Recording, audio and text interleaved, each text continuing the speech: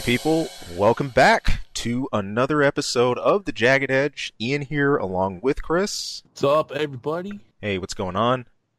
Loaded as always, but hey, here we are right at the start of 2018.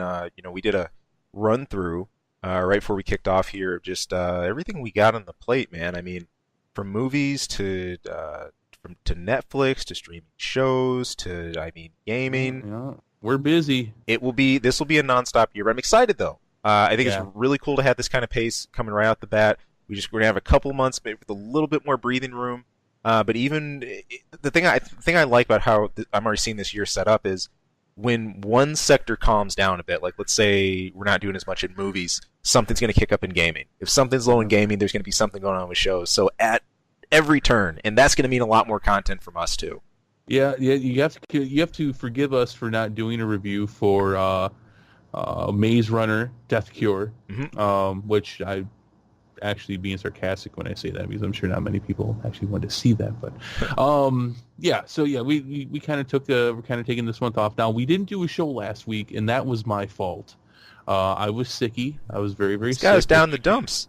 Yeah, it actually did affect how I talk, which is pretty bad to begin with. So, you guys didn't need to hear sicky Chris being all mush mouth and sicky. So we took a week off, so we got a loaded show this week. Got a lot going on. But yeah, we've been going over everything for the rest of the year. I'd say that our plate's probably 3 times as big as all the stuff we did last year. It is. I think that's a fair statement. At the very least. And the last thing I need is you with this like death flu or whatever's going around, like threatening that. So Yeah. No, you didn't. Yeah, stay away. I'm still a little sick. All right. But I'm okay for a show though. Good. All right, good. But no, this is great. We've got really it's a mix of all of it. In a lot of years you'll see like predominantly sci-fi or predominantly certain theme or genre, but it's all around, man. We got game to movie adaptations. You got anime/manga to movie adaptations. There's pretty much games of every level to cover, and not even counting the stuff that might or might not happen this year. I think we're going to get a lot of surprises from E3. Really counting on some of the major conferences like Gamescom and a few of those other things to really shed some light on some projects that might or might not happen. Looking at you, FF7 remake. But whatever. We'll see. Pipe dream. Right now it is. But no, yeah, I agree. 2018 is actually shaping up to be a lot bigger of an entertainment year overall. I mean, taking away just aside from things that we're looking at to do with the channel and with the show, there's a lot going on this year. There's a lot of exciting stuff. A lot of things to be announced yet. It's going to be a fun year. I hope it's not as surprising as the end of 2017 being a complete shit show for Star Wars. We're going to talk about Star Wars a little bit too, but I mean that's honestly, as far as entertainment goes, that's the biggest shocker for me. Is right here at the end of the year when I am 5 years old on Christmas Eve, starting in the middle of November till the end of December, and it's a goddamn shit show. One right after the other with Battlefront 2 and The Last Jedi. I don't need another year like that. I've heard it ended on a high note, but and there's Solo coming yet, so Jesus, third time's a charm. I think we'll see. I mean, even Disney is like that's the whole reason we don't have a trailer yet is because even Disney is expecting this movie to not do well. Crap. So yeah, I get to review that one. Oh yeah, we're both doing. That's right, we're both doing. You actually put yourself down for that one too. We're gonna review that one for sure. No, it's gonna be fun though. But hopefully, the end of 2017 was not good. No. Yeah. Well, that's why we're avoiding Bumblebee. Well, neither one of us are touching that one. That's not happening. If like last year, we're not touching Transformers. I still remember you when you shot me a line about a week before that or so. You're like, "Hey, Ian, yeah, you last night you gonna check that out? We might actually be better off going to do no." Yeah, we might want to do the train crash and be there to do a review and report on the train crash. No, you were right. You were right. My love for Transformers appreciates you watching out for me. Yeah, I got your back. Hopefully this one bombs. The last one, what the hell was it? Oh, The Last Night. Last Night. That's right. Yep. That was by far and away less money brought in by that one by all the others. Yeah. So I'm hoping that trend continues. And yeah, please, Spider-Verse and Aquaman, just beat the crap out of it. Coming in December. I think enough wallets are going to speak to make that a known factor at the board. Sometimes that's the only way to stifle and choke stuff like that out. And I mean, you got to actually physically see the lack of returns for it, and hopefully it goes under. John Cena and Bumblebee in December. Someone's going to have to tell me how it is. I'm feeling the charisma. Yeah. You can't see me because I'm not going to do a review. Same. Okay, anyways, we got a bunch to do here, though. Yeah, we do. Let's jump into it. Now some worthy ones here, and I have not checked out. First of which, but I'm so this is funny. I found this funny because I told you to watch Snowpiercer. You did, and you didn't watch it yet. Right. Now I have not seen the John Wick movies, even though I've actually gone out and rented the John Wick movies. Really? And never got around to watching them. Really? So, yeah. So I have not seen them yet. I'm actually going to go and I'm going to get them tonight. I'm actually going to watch them tonight. You should, because I got to say, see, here's the part where we're on opposite side of the fences. I have checked out the John Wick movies. I enjoyed them both. It's been really chill seeing. Yeah. So that's Yeah, Keanu Reeves back. He's this is a really cool addition to the whole assassin genre. I think you'd like it. Oh yeah, I mean I loved Atomic Blonde, so I know I'm going to love these. Cool. So because that's one of the same directors. Yep. And it very, very much has that feel to it as well. I think one thing I love about the Wick movies is part of the pacing. You know, you're not telegraphed every situation, kind of like in Atomic Blonde. You're sort of placed, just thrown in it, and it's just like go. I mean, you know, here's what's happening. Here's a rough sketch of everything, and you sort of get swept along with the current instead of taking that back seat and just being telegraphed everything that's going to happen. I love that. It takes me back to that awesome fight scene in Atomic Blonde when she took down that huge Russian dude. Yeah. Oh, that which, by the way, is almost all the fight scenes. But yeah, pretty much. Yeah, they were all really well done, but that one was a standout, and I think that's the sort of pace you should expect here. So no, you will not go wrong. You grab that. Cool. Here we go. Yeah, Snowpiercer. I think that's getting at least one season worth of runs on TNT.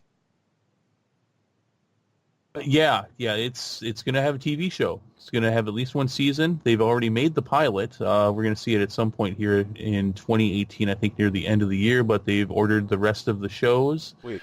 The rest of the episodes for the show, I should say. Yeah, Snowpiercer is a great movie. Now, I hope that you at least looked into this movie, even though you haven't watched it yet. Did you took a peek? Check it out. Yeah, it's a great movie. It's a lot of fun. Really crazy concept based on a French book.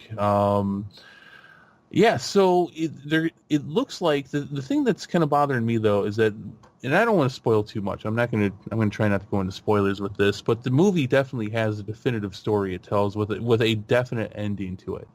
And right. I would see a TV show being a perfect place to continue on with the story from the end of the movie, but it's looking like they're going to be recreating the movie into the show, which quite honestly, when they do these adaptations from movies to TV shows, mm-hmm. they do that. They recreate the movie in some aspect. They don't end up going very well. No. And with the way the movie ends, it's a perfect place to leave off with starting from the show there. I understand that, in a lot of ways, it's a completely different concept at that point. Fair enough. I'm a little worried because of that, though, because I really think if they would have started off where the movie left off, it would have been a great way to start the show. But yeah, they're going to recreate the movie here. Yeah, I mean, I really like Snowpiercer, so it's a fun movie. I mean, I'll check out the show, but yeah, I think they could have gone a little bit of a different direction with this. Gotcha. Yeah, to be fair, one thing that kind of hopped in my way, Snowpiercer this week, I did catch up on Bright though, Yeah, we and didn't talk about that. You told me about that. What did you think of Bright? I liked it. The thing that actually pulled me in at the start was it was like you said. There's a very clear commentary that's being made. I think on the state of the world when you Mhm. sort of step beyond race as we think of it to the sort of like inner warfare between like different species and everything like that. And then on top of all of that, like you could just stop and sort of have like a modern sci-fi-esque urban style District 9 direction, but then you throw a healthy dose of fantasy into that. And you've Right. got the whole thing about the Shield of Light. You've got the wand users and the whole mage aspect. I liked it. The whole it really took the whole idea of dividing like you know like ganghood almost like into clans and like breaking it down into species. It almost felt like something like Yakuza versus Tongs, and then humans are caught somewhere in between. All that craziness. So uh, a really weird blend of a lot of things that usually just aren't supposed to mix and come together. But no, it was solid.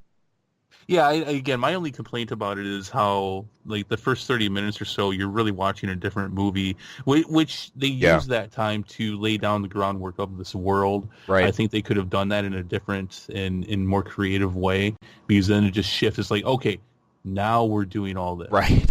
And it's okay. I think they could. I think the movie would have been served a lot better if they would have found a more creative way of telling you about this world while being a bit more streamlined on the plot. But yeah, it's a lot of fun, and Yeah. we'll see how they handle it with the sequel, which is going to come out eventually. So Good stuff.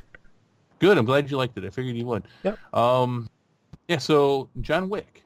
Yeah. It's the Wick 3. Everything's like starting to come together for that. There's an announcement that Chad, correct me if I'm wrong in this Good name, luck with that one. Chad Stileski. I think that's right. Chad Stileski is going to be returning as a director in this one, and there's a TV show that's now in the works in production for Stars. There you go. Cool. I mean, for some reason, Limitless came to mind when I started to think of adaptations. And when I think about that, Limitless was a movie I really enjoyed.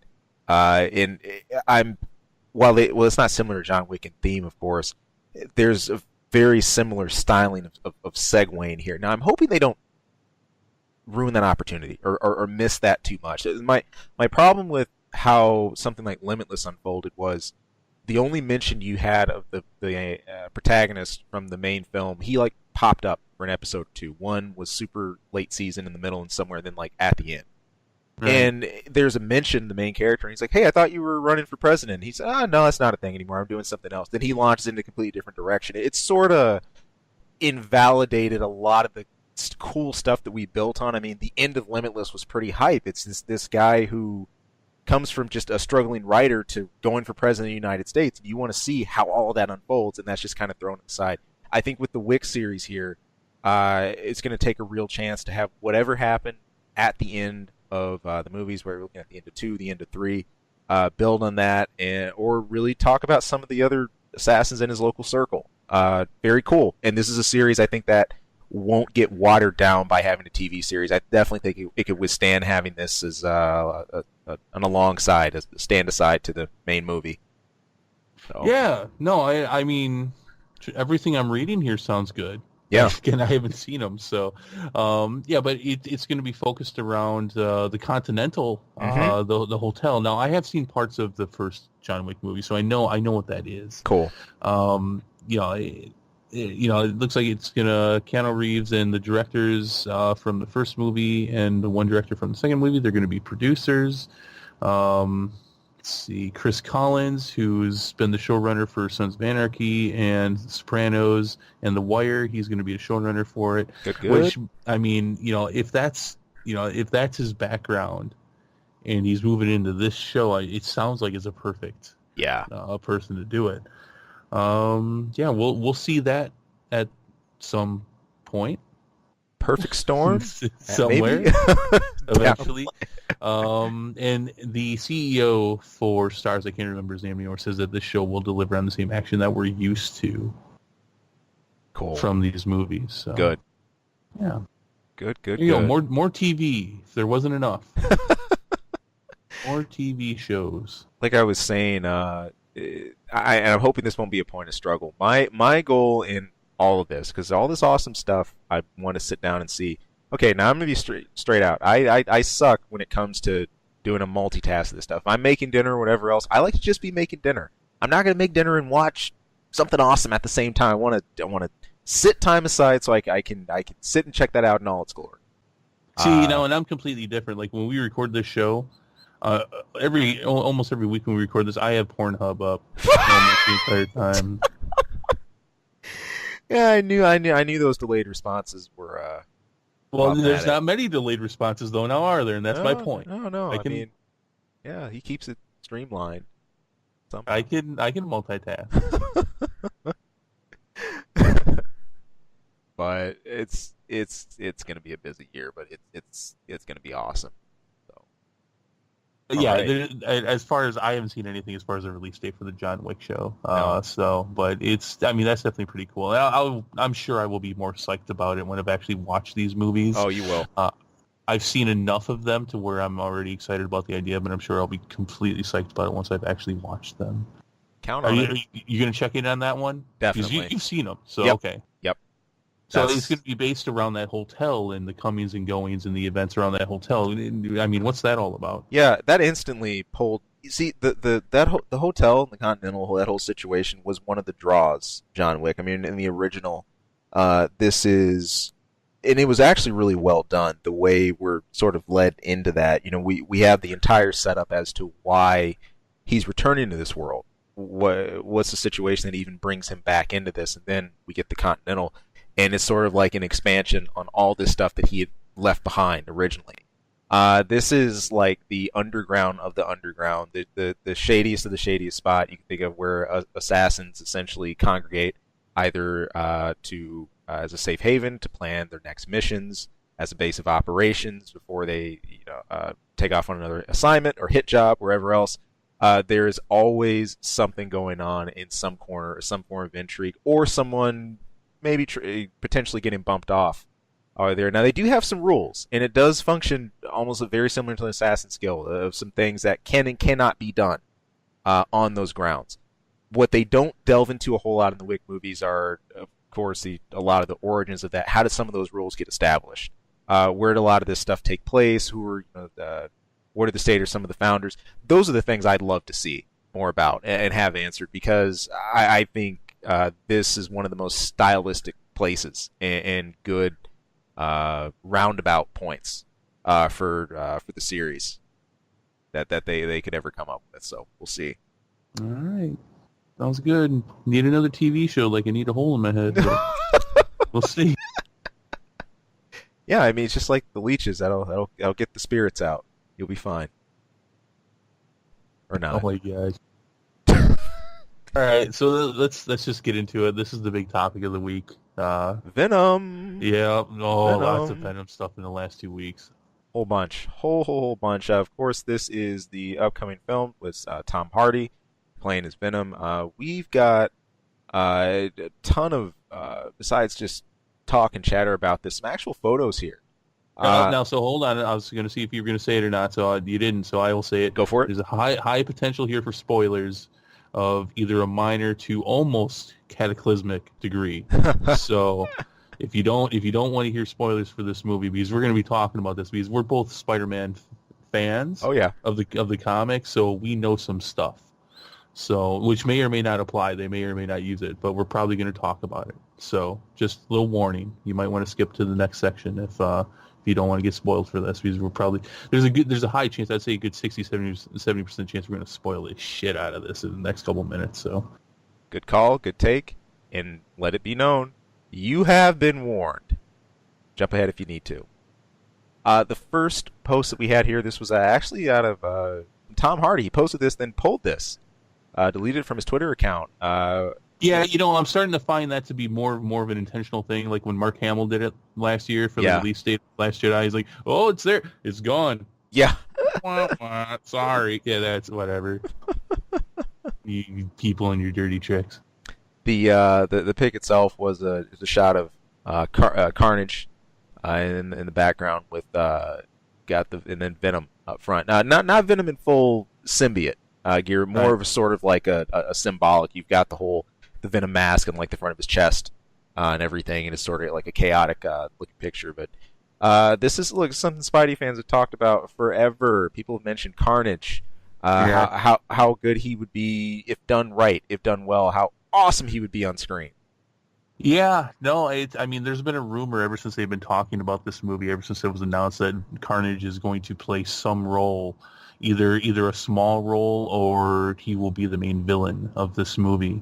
So, I mean, that pretty much confirms that he's going to be involved in some capacity. Good stuff. Good stuff. And to me, at least, it's hard to have a full Venom story, I think, without him. He's one of the best. I can't even say knockoff. He's not really. No, he's not a knockoff. No, he's just he's an appropriate villain to the villain. Yeah. So, yeah, no, he's an appropriate evolution of the symbiotes. I think I remember it's probably I was talking to somebody about this earlier this week. Probably one of the most valuable comics I have is back in the 90s. I was just going through the shelves looking at the comics for that week, and I saw the introduction to Carnage and the whole 3-part series. I've got that. Good stuff. Just saw it there. It's like, oh, what's this Carnage thing? And grabbed it. Like, I bet you that'll be worth something someday. It's actually a decent story though too. Sweet. On the flip side of pick releases, Sony did their own release. It was a lot more boring, to be honest. It was a pretty simple picture. This was the black and white one that you were referring to of Tom Hardy. No, it's just it's Common Man, who I'm assuming is Eddie Brock. Yep. Did it come in a black and white? I saw a colored version, but yeah, just sitting there in his blue shirt and a little notepad in his hand. It's very boring for our first official Venom picture. Where's Venom? Yeah, I was confused which because there were a couple I saw on the page. One was it was sort of like a down view looking up at Tom Hardy.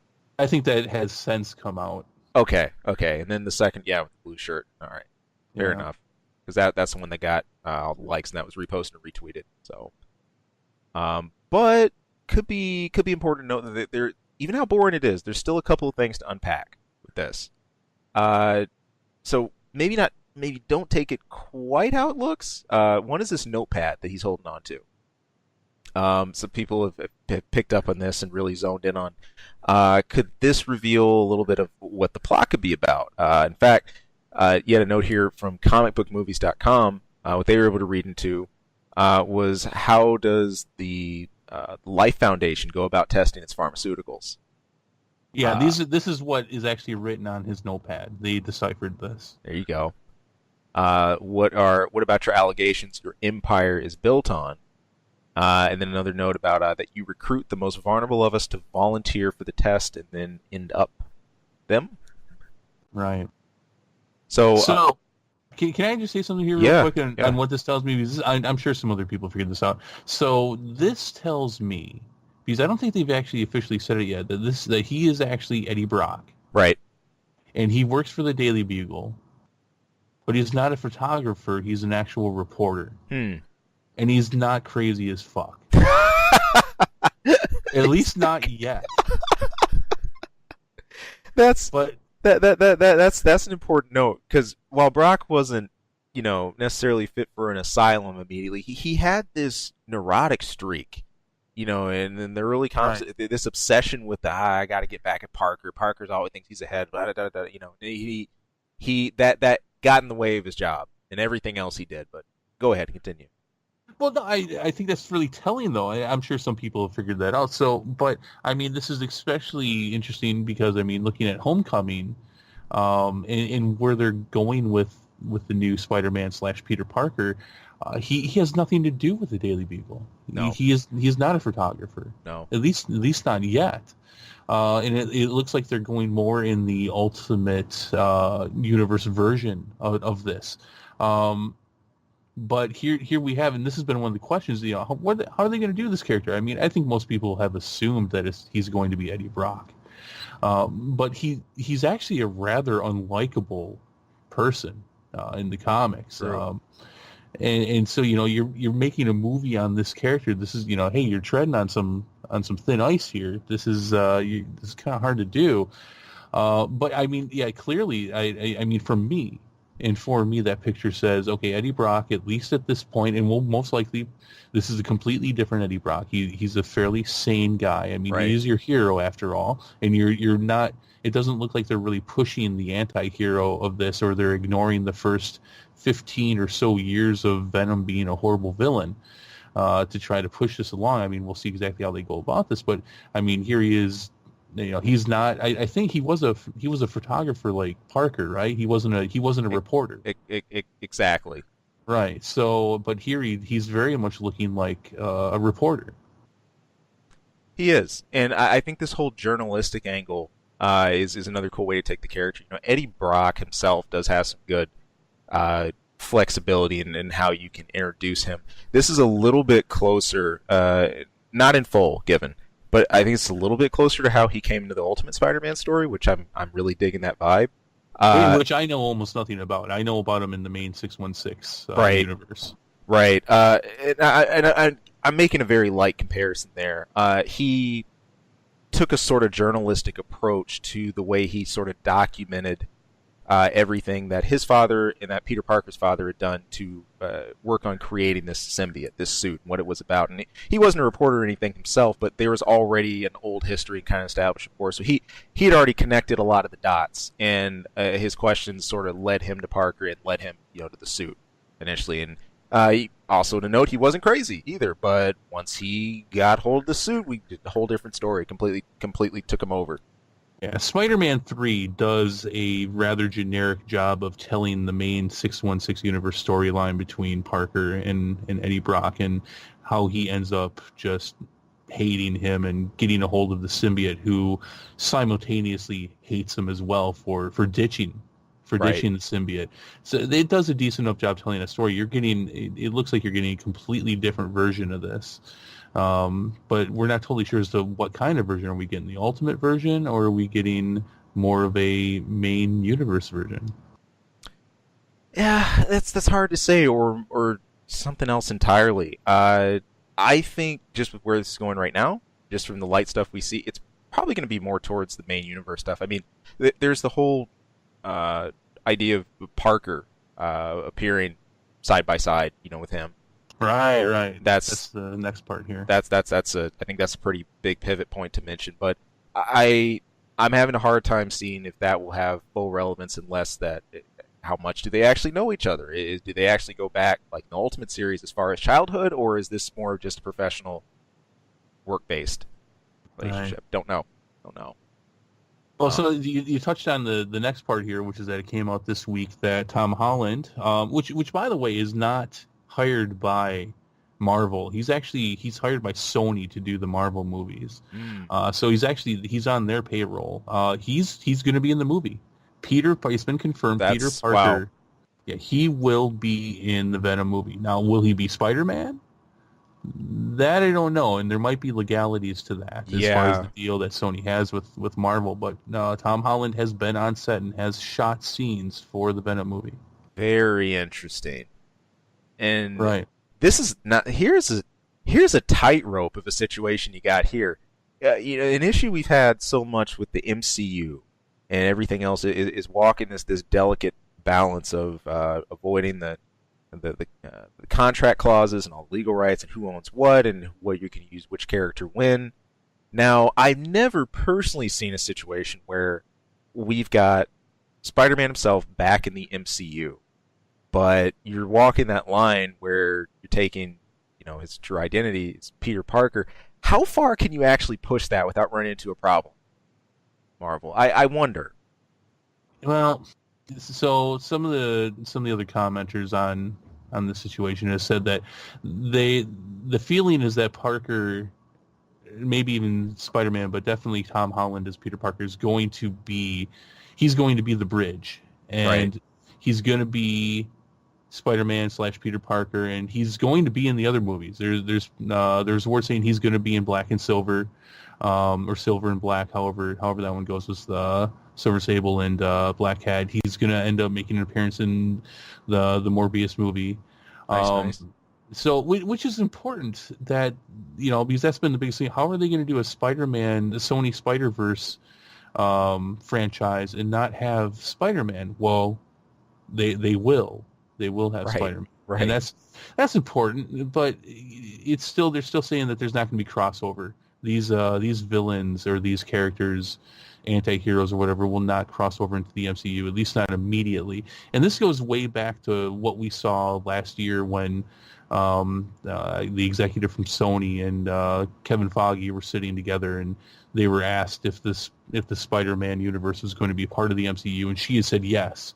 And right. He was like, maybe not. Maybe not. And he gave her the look of death, and so that kind of gets back to it here. So Tom Holland again Spider-Man is part of the MCU, but he is hired by Sony. He is under contract with them. I think it's okay. So they're not going to ignore each other, and I like that. I feel a little bit more comfortable with this. Now, part of what they've said about this Spider-Man universe, the Sony Spider-Man universe, is that this is going to be an adult-oriented universe. Right. They'd even said that these will be most likely R-rated movies, that there's going to have more of an adult/horror theme to these. Now, then you might be getting into some muddy waters here, and there's nothing been confirmed that Venom is not guaranteed to be an R-rated movie, although it certainly should be. In my opinion, I don't know. I honestly, I think for Disney, this is kind of a good way for them to test the waters a little bit with, how well will an R-rated movie do? I mean, they've got Deadpool now, and they've got to find a way to square that circle as far as how they're going to go forward with Deadpool and X-Men, and this is some interesting stuff. So It almost completely answers the question of how this all relates to each other with this Spider-Man universe in the MCU, but it brings up new questions again of how they actually get the Venom symbiote to Earth. Right. Or if it is like in the Ultimate Universe, it's created. Right. But now we're seeing another situation where, okay, maybe Spider-Man does pick this thing up somewhere during Infinity War. Mm-hmm. And maybe it's as simple as it attaches himself to him. Maybe maybe even wears the black suit for a moment. Probably not. But then goes to Earth, and then it gets its way to Earth. Which would at least explain one of the questions we brought up a few weeks ago was, why the heck would the symbiote make himself look like Spider-Man if he's never had anything to do with Spider-Man? Exactly. And this is something really important about taking the look at what form the symbiote's adopting. And I look especially how they did this in the Ultimate series. That was great. Spider-Man / Peter Parker didn't have anything to do with that suit at first, or getting a hold of it. It after, besides the patients or like the clinical trials that have been tested on, Eddie Brock got it first, and it was a chaotic mess of like teeth and like tendrils and everything. It was crazy looking. And if anything, we all know that whatever host it sort of molds to, or just like whoever it adopts, it takes on a lot of those characteristics. So without having that whole like chaotic look and looking very much styled after Spidey, what do you get a hold of? Did it or did it not? Man. And especially because we're in the same vein here, we're starting to talk about, we talked about Carnage earlier, like you were mentioning, the symbiotic offspring. You look at, Agony, Phage, Riot, Lasher, Scream. That's don't know, man. See, now that's a gap in my knowledge for Venom that I don't know a lot about. I know that there's been several symbiotes that have spawned off of Venom. I know about Carnage.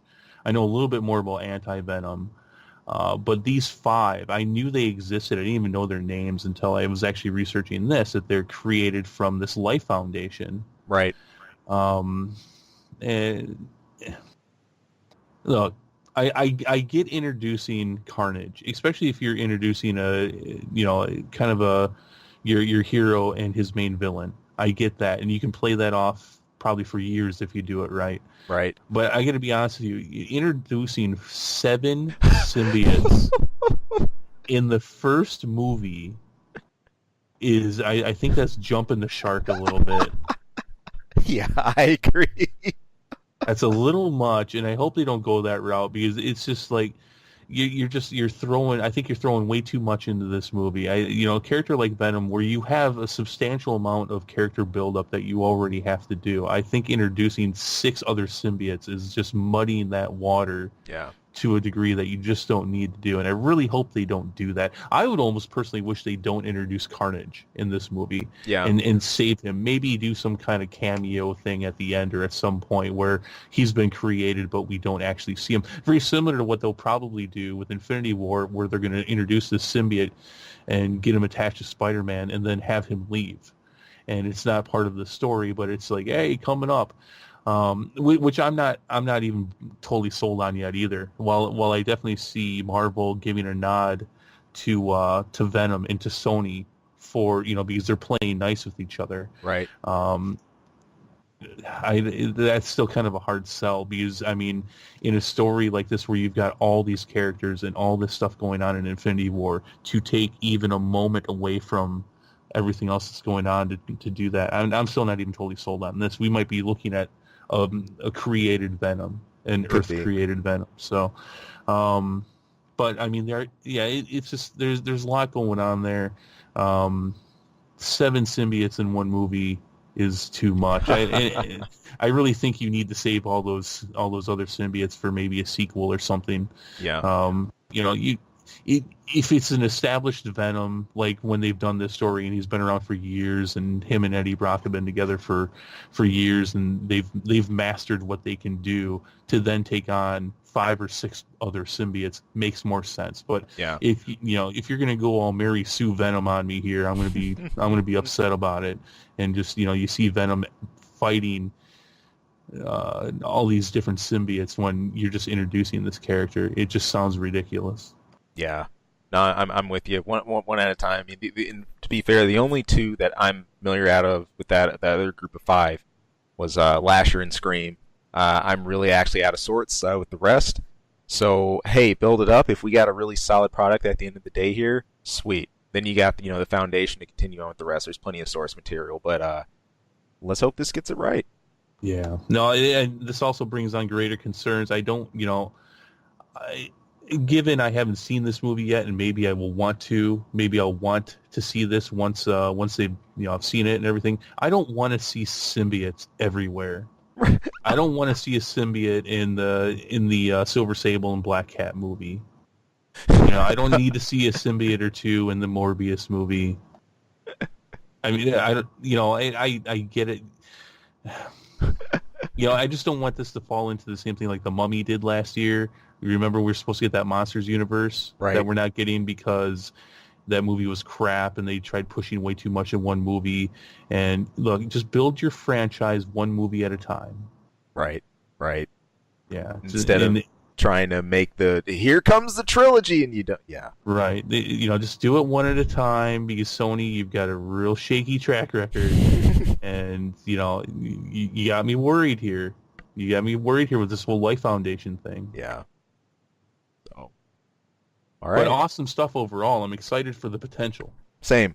It could really mean a lot, and I hope those this stuff can coexist. Those lines can be drawn to the point where you have something amazing like the MCU happening, but then you have other large and important characters who might not be in MCU at the moment, sort of with these other fleshed out, well-told stories, and Venom could very well be the poster child for that. I don't think you could pick a better character to potentially do that. So we'll see. Yeah. All right. Sweet. All right, speaking of giving us more of what we didn't ask for. Okay. This comes in the form of Tomb Raider, Alicia Vikander's portrayal of Lara Croft. This is yet another game-to-movie adaptation. We've been talking a little bit about this one. Now, neither one of us are really too invested in the Tomb Raider reboots. I don't own any of these either. I know the reviews have been amazing, and it's gotten a lot of critical praise. But as I was telling you a little earlier, I think this trailer, as cool as it is, there's some better things unfolding. I think it's a better trailer.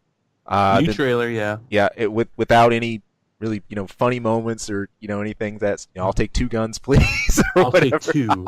I'll take 2. I wish I could do a more comical accent. I'll take 2. Yeah. No, none of that. Good build and everything, but it's a similar itis to what we've seen with a lot of movies. I feel we've seen the movie. Look. We talked about this because before this show we were talking about all the we're looking over our schedule for the whole year. I want to be interested in this because I like a lot of the actors that are in this. I am not interested in this movie at all. Even as a gamer who even played the first Tomb Raider, I played like the first 5 Tomb Raiders. I'm just not in. And I think the first trailer did it for me. It was so cringeworthy. I mean, I'm cringing. I'm sitting there looking away at my desk watching this thing, and I'm not even in front of the frickin' movie yet. This trailer was a lot better. This was more interesting, but I'm not sold. I am nowhere near being sold, and I want good game to movie adaptations. I'm a fan. I think they need, every decent one we've had was more luck than formula being figured out, and I want them to figure out the formula. They haven't yet. They've been trying for years. Still 20 years later, the best movie adaptation is the original Mortal Kombat one, which the second one is true. It needs to be said because the Mortal Kombat 2 movie was, oh my God, that was bad. I mean, that was like comical bad. That was like, am I watching an extended NSL skit bad? Yeah. But the first one was great. And it's, here we are 20 years later, they still have not figured this out yet. Nope. It's classic pitfall. I think we've seen the best of this movie in this new trailer. Yeah. Yeah. I don't want to say that though. I don't want to even mean it. Same. It's frustrating, especially as gamers. Things that you want to see succeed. Series that you've seen in one light, e.g., just like gaming sequels, passing into something else. You want to see it get bigger. You to see this stuff blow up in a way you wouldn't imagine before. But it's just that critical point that they haven't been able to reach and go beyond. I even jump back to other big series. What's amazing about this is it doesn't matter how large or small the game is. Could be, a smaller release, or it could be something big like Tomb Raider, Street Fighter. I even look back at the old, dude, you remember that, the Jean-Claude Van Damme? Oh my God. I don't know which one was worse, that one or the one that came out with what was it, several years later, that was like the Adventures of Chun-Li or something like that? the Legend of Chun-Li. Legend of Chun-Li. Oh my God. Stuff like that. So it's a mountain. It's just a mountain that game adaptation movies haven't been able to pass yet. So, I think that a production studio should not even venture into this unless they actually have a crew of people who give a shit about these games in, being a part of this, because that's all, it's like, it's all like, well, we got to hit on this point and this point. We have to say this is cool. The kids like this. The kids will be into this. You got to do this and this and this. As much as I'm not a fan of the Resident Evil series, I have to at least give them credit for going their own way and sticking with it. Right. Even though it was shit, I can at least appreciate the fact that, hey, we're going to do this and we're doing our own thing. And, hey, they'd hit on some points. And the best side of that sixth series, which by the way, I haven't even watched the sixth one. Have you watched it? No, it came out like early last year. I hear it's absolutely horrible. The best one is the third one, and they do a couple things. Like they put Claire Redfield in there, and I think that's her introduction. That's the first time, but it's really telling its own story at that point. Mm-hmm. And that one's actually pretty good. And if you take it as just its own zombie story, it's actually a lot of fun. And then after that, they start hitting some more. It's like, let's throw Leon Kennedy in there, and let's do this and this. But they still largely. Could you even hear that sigh? Yeah, I could. It was audible. My brother and I think we've talked about this, we're huge Resident Evil fans. Right. At least we used to be. Not so much anymore. We've gotten very fed up with it. Resident Evil 6 was the killer for me. Oh, yeah. That movie was horrible. Or that game was horrible. You're gonna try 7 though at some point. Waiting for it to go down in price. Get that Ultimate Edition they just came out with, their Gold Edition, whatever it's called. But yeah, give them credit for that. But anyways, most of these, it's like I don't know, man. Pick your horrible one. What was some of the last ones that came out? Warcraft, which was okay. It was all right. The only reason that thing did any money at all was because of the foreign market, though. In the U.S., it just tanked. Yeah. And what was the other one? Assassin's Creed, which Assassin's Creed. hear is like putting needles in your eyeballs. There's Assassin's Creed. Remember the CG adaptation of the first Final Fantasy movie? That was. What is that? Advent Children? No. Before Advent Children. Oh, This actually had nothing to do with like any of the current line stuff. It was just a CG film called Final Fantasy, and it came out in theaters. It was a thing. It was Square's first real big step into, hey, what happened if we, do this for movies? I vaguely remember this. It tanked. It tanked pretty hard. Yeah, but I mean, they've given us some great ones like Super Mario Brothers. Oh man, I forget. That's so bad. Yeah. I'm like 10 and I know it's horrible. Yeah. So, man, it's just off the books right now. I don't see this as the movie that kind of breaks that iceberg. I don't see that shattering due to this. It could well surprise. Could have some really cool vibes about it, but it's hard to see. We've talked about some of them, but I've actually come up with a list here. Some other great movies that we got based on video games: Max Payne. Yes. Wing Commander. Man. Do you not remember Wing Commander? That's all right. You'll remember Double struggling. Dragon. Seen Max Payne. Haven't seen Wing Commander. I do remember Double Dragon. Oh my god. Do remember that. Let's see. Oh, there's here. The list for more. It goes on. I'm having fun with this. We said Mortal Kombat Annihilation. Oh, that too. Yep. The Super Mario Brothers. Commander. Doom. Oh my god. Doom. That was the one with Dwayne Johnson, right? Yeah. So bad. I watched that one twice because I really, really wanted to like that because I love Doom and I love The Rock, and it's just I mean that's a perfect example of just the pile of crap we can get from these adaptations. Let's see, House of the Dead, which I haven't seen, but I thought I'd heard that by itself is a decent horror movie. Alone in the Dark, oh my god, that's horrible. I think, what's her name? That killed her career, that blonde. Yeah, I did. Tara Patrick, wasn't there, or something like that? I think so. Claire Patrick. Tara Reid or something. We don't even remember her name anymore. Man. Tara Reid. Yep. Tara Reid. You called it. Golly. I'm having fun with this now. See? You gotta be, and that's the thing. This stuff has teeth. You got to be careful. You don't do one of these and always walk away without a broken leg. So. Angry Birds, which I guess was received okay. That was 2016. That was pretty recent. Yeah. There you go. And then of course there are the Tomb Raider movies. Yes, there are. Jolie. Yeah. First one was good. Second one's. Yeah. No, I'm in the same boat. Resident Evil. Mm-hmm. Man. Need for Speed. Forgot about that shit. I never saw. I didn't know that was a thing. Yeah. Crazy. We got here Dead or Alive. Oh, I forgot about that. That's right. They did a movie. I've seen some scenes from that. I do remember that now. But I kind of blanked that out of my memory. Speaking of Dead or Alive, to go along with that, there was a King of Fighters. Something. I know there was an SNK movie, and Terry Bogard was way off in that. Hitman, that was a pile of crap. Hitman was a thing. Yeah. Wow. This is fun. I wish I would have had this list already. Yeah. I didn't know we were going to do this. I didn't. There's Doom. Saw Doom.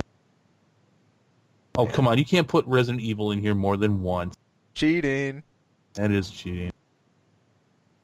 And then, yeah, you can't put Tomb Raider in here more than one was for Cradle of Life and the other one was the original Tomb Raider. Can't do that. Yeah. This is kind of a crappy list now. Yeah, Warcraft. Talked about that. By the way, this is the list that I'm getting off of GameSpot. Just, yeah, Max Payne. We talked about that one. Come on, there's so many more other ones that are horrible. Okay, now here it is. Silent Hill. Oh, I totally I forgot actually that was one.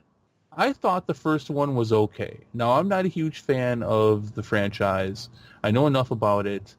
I thought the first one was a decent. I think it's a remake of the second the second game, Right. which is a loose adaptation of at least as far as the story goes. But overall, as far as the horror flick, it was good. I've seen the second one. They did a second movie. I don't really remember it though, but I thought that was all right.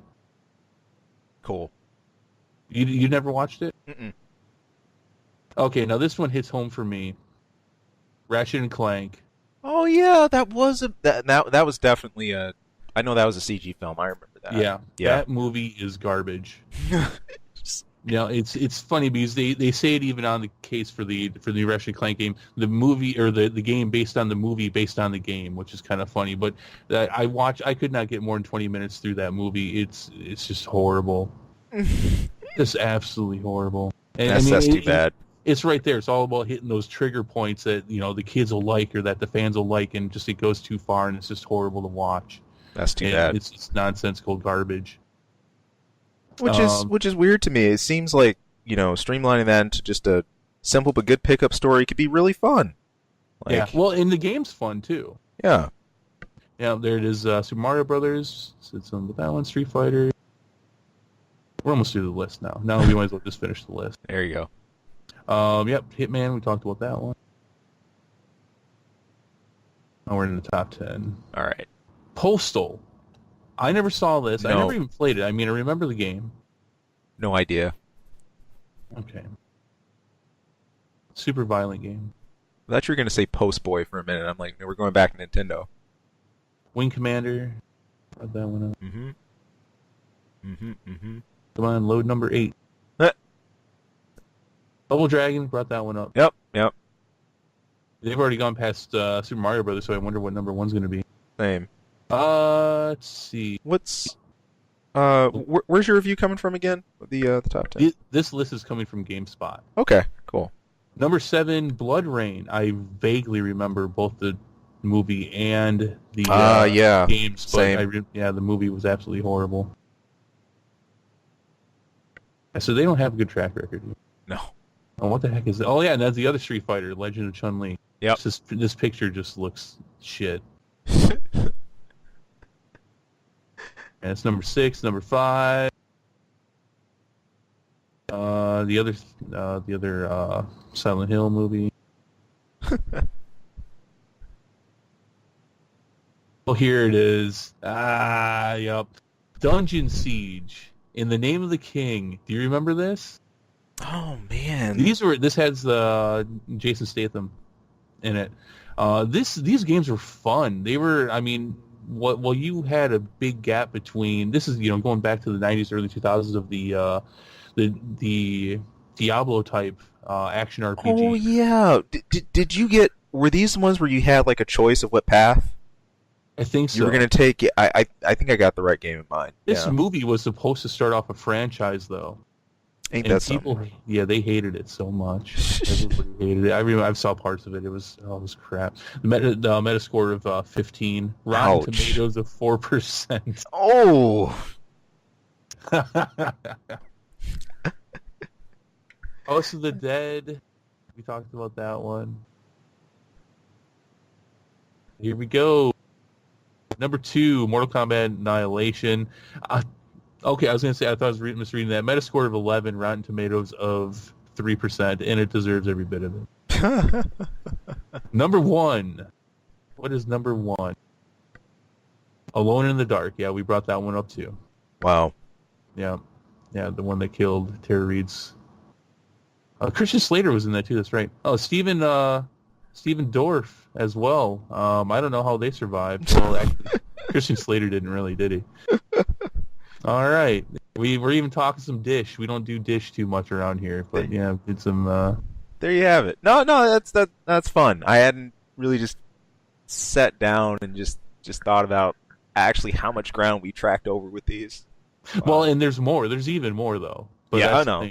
The thing. And so now, all that being said, I think it frames it very well for me as to why I'm not looking forward to this Tomb Raider movie. There you go. Good luck. Point made. Now, on to one that I, could look forward to because I have enjoyed a lot of these animated DVD releases. But actually, this is not an animated DVD release, so because we're talking about the live action. That is the Justice League DVD announcement. There will be no Snyder cut for this one. Right. In fact, there were a couple deleted scenes from this actually coming out online. The upcoming DVD is not going to have any of that sought-after Snyder cut footage or the bonus footage. This sucks. Really, you're upset about it? It sucks. I mean, I think look, after Batman versus Superman and stuff like that, when you take and include those scenes, I think it's good to have the director's cut. Well, so here's the thing. I don't care. Yeah. My point of view is I don't care. But the Snyder cut that everybody wants to see, there's no confirmation that it even exists. They came out with some deleted scenes, and it's my understanding that a lot of stuff that hit the cutting room floor was a lot of background stuff, especially when it came to Cyborg, because they cut about 40 minutes out of this, but Snyder didn't finish the movie. Right. There were scenes that weren't done. I don't think you can get a Snyder cut. I really don't even think it exists. So, I mean, if they want the extended version, the extra 40 minutes, I think we will get that eventually. Right. But what? I mean, and you brought it up, Batman v Superman. I don't want another movie like that. No. Justice League is a bad movie for its own reasons. I think Joss Whedon did the best he could. I think he was given, I think he had direction from Snyder telling him this is what I want to do, which is my understanding he wanted to do the best he could for that, considering the reasons why he was brought in to begin with. And then he has Warner Brothers telling him this is what we want you to do. And that's rough. Yeah, I think what we got is the best we could have gotten. Yeah. Considering how far along they were in production and everything, it's whatever. But the Snyder cut, I don't think exists, and it's never been confirmed. There's no confirmation that the Snyder cut is a real thing. Now, if they were actually to put something out that would, in place of the scenes that he didn't get to shoot that were never shot, if they actually put like storyboards in there, I would be okay with that. I mean, I understand the production process, and I can look at production stills and understand what they're trying to convey. Right. So I'm okay with that, but I think that's what you would get. Yeah. Now the one with the extra 40 minutes, I think we'll get that eventually. Mm-hmm. Maybe not. I mean, this, I get the feeling from Warner Brothers that they're like, look, we're trying to cut our losses here. A lot of people are like, well, hopefully they at least fix Superman's CGI for the mustache and everything. I don't think they will. No. What you had is what you're going to get. Yeah. They're not going to throw millions into this. No. Which is, it's only fair. They were talking, like we reported months ago, they were talking 3 movies a year. We're getting 1 next year. Yeah. Kind of different pace to what we had on the board, isn't it? Man. Warner Brothers has actually come out and said we can't do what Marvel's done. No. Which Good. I'm glad. At this point, I'm glad to hear that, but at the same time, it's like, well, you kind of shot yourself in the foot, now didn't you? Yeah, that's something I would have hoped to have heard a lot earlier. Again, don't try to run and compete with that just off the bat. DC, you got your own thing, you got your own unique universe and stuff. Don't just try to be what you see as big. Marvel stuff has done what it's done for a reason, and it had a great start, and it had years to build that. So be comfortable with doing that and go make quality movies. So.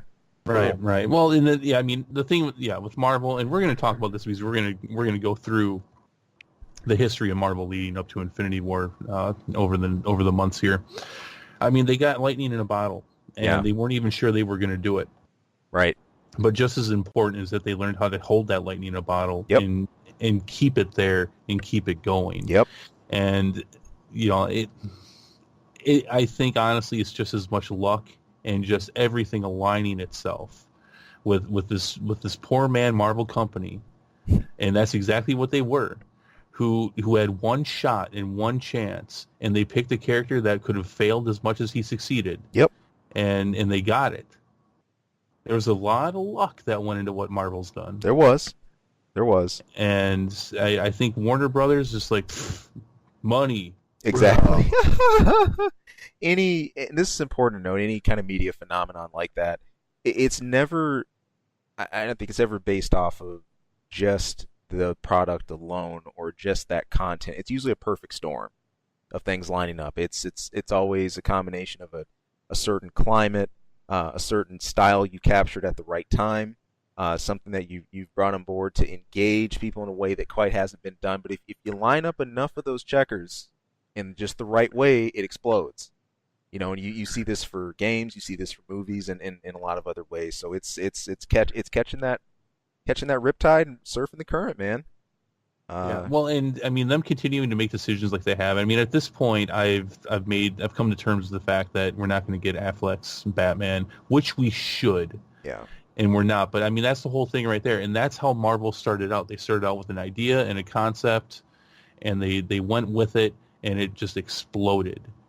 And their idea and their concept was, let's do what Marvel's doing. Right. And it sounds to me like Ben Affleck has a really good idea as far as let's make a really good Batman movie, which is where Marvel started with Iron Man. Right. Let's make a really good Iron Man movie.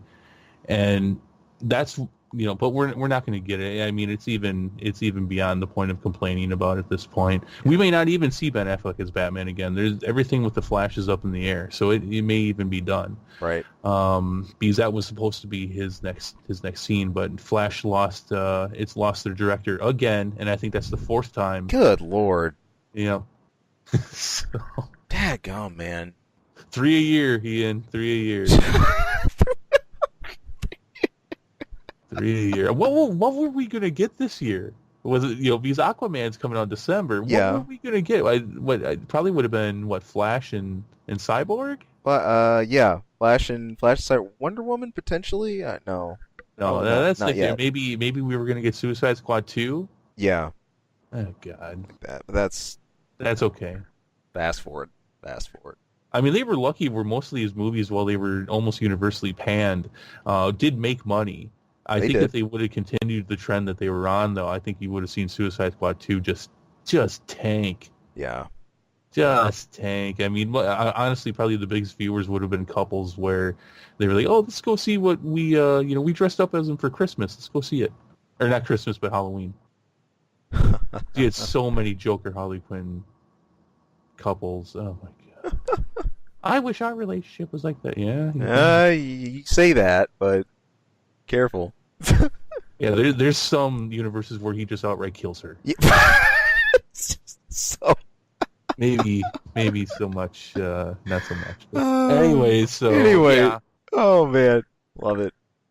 I think eventually we'll get that extended version though, but I think they're right. I think at least right now, make this version of the DVD pay for it. If it does well enough, then put the money into it to do the next one, and get that wrapped up. Maybe fix that mustache stuff. But let's just let Warner Brothers and DC take a step back and figure this stuff out. Agreed. Speaking of disasters, yes, The Last Jedi, it tanks. It tanked in China. The Last Jedi debuted in China only 28.7 million on the opening weekend, and then a 92% drop the following weekend. And it got yanked, pulled from theaters in just after 2 weeks? 2 weeks. Golly, this is huge, especially not just because how we've been talking about Star Wars, the critical reception, a lot of the the things about Rian Johnson that have been going out, but Star Wars typically does pretty well in China. I mean, this isn't Well, a Star Wars is typically good. yeah. Oh, but this one, The Last Jedi, here it is on the books. This is the worst showing for a Star Wars movie, I believe, in China in recent times. Bringing in about 40 to 50 million less than Rogue One even. Yeah. Dang. Yeah, I don't remember Wow. specific numbers. Force Awakens brought in somewhere around 150, 160 million, and Yeah. Rogue One brought in something like 60, 70 million. Yeah. This one's not even. I don't even think it hit 30 million, or it just hit 30 million after those 2 weeks. That's brutal. Look, I mean, you're I'm a Star Wars fan. You're a Last Jedi fan. Yeah. But Ish. we're both, we're neither one of us like what they did. Like I got into a little bit of a debate with a friend of mine over this in the last couple of weeks. He had made a comment that he had just watched X-Men Apocalypse and said that what a great movie. And at that point, I chimed up because I left him alone for Star Wars. And he said he thought that was great too. I'm like, look, all right, I'm starting to lose faith in your choices here. I said, I let The Last Jedi slide because I understand why a lot of people are liking that right now. But now you're saying that X-Men Apocalypse is a beautiful movie. I mean, how could you even give any of those X-Men movies praise after Logan? How could you even do it? And he's like, hey, man, The Last Jedi is a beautiful movie. And I said, you're right. It is a very pretty turd. But it's still a turd. It's nice and shiny. There are great things to say about that movie. I haven't done my commentary yet on the state of Star Wars, and it's still coming. And it's coming. The angry pants are on. I'm not surprised about this. I mean, China just got the original trilogy just in the last several years. Right. They had the prequels when they originally came out, though, is my understanding. It just doesn't have the following, and so I think it's an interesting kind of test as to how these Star Wars movies do when you're in a vacuum and you're not like basically the rest of the world that loves these movies, or just it doesn't have the hype or the understanding to it. I mean, can you imagine watching The Force Awakens and it gets to the end of Luke Skywalker and you don't know who the hell that is? Oh man, what that's about? Man. And then going into The Last Jedi, he's like, why does this matter? So I'm not that surprised, and you can't read into it too much, but that's still horrible. Yeah. I mean, obviously enough people knew it. It still pulled in 150 billion for The Force Awakens, and 70 million for Rogue One. 28.7 million its opening weekend. That's rough. And I mean, there's some movies, some franchises live and die off of the Chinese market. I mean, Transformers exists only because of the Chinese market. Crazy, isn't it? I mean, there's other movies that have brought in. Geez, what was it? If you could look it up real quick, Iron Man 3. Yeah, you're looking for how much it grossed? Yeah, how much it brought in China? It's ridiculous. It's beyond this redonkulous, is what I'll say. The amount of money that some of these movies get in China. Holy crap! Over 1.2 bill. Right. But for some reason, Star Wars has it's got no clause in that market. It's got nothing. Golly. Transformers is similar. That's why I think we still have a Transformers franchise. I think Fast and the Furious does really well as well. Oh, it does really well here, though, too. Wow. So. Yeah, no, it does. I mean, Fast and the Furious has become that's a locomotive. That's a giant, or it's what it's carved out for action and car movies. And it's funny because you went beyond drag racing. You know, that's really. Oh God, it's not even about drag racing. It's not. It amazes me. That was really the heart of that, and it just evolved. I watched 7 here recently in the last couple of weeks. I mean, when The Rock, have you seen 7? I have. When he breaks the cast off when his arm. When he flexes it, right? He flexes and breaks it. It's just the stuff that happens in, like, I mean, if there was, I know they're not even going for any semblance of realism, but when Vin Diesel and Jason Statham are on the top of the, wherever they're at, what is that, parking garage or something like that? Yeah, And yeah. and they get out of their car, and he's got his sawed-off shotgun. He's like, "What, you thought this was going to be a street fight?" Yep. And I'm like, okay, this is actually kind of cool, making some sense. And then he throws away the gun. Yep. You're damn right it is. That is like this one of the stupidest things I've seen in a really long time. I mean, isn't the whole thing like Jason Statham, that guy, he's like a hitman or something, right? Didn't he killed one of the guys, right? One of the crew?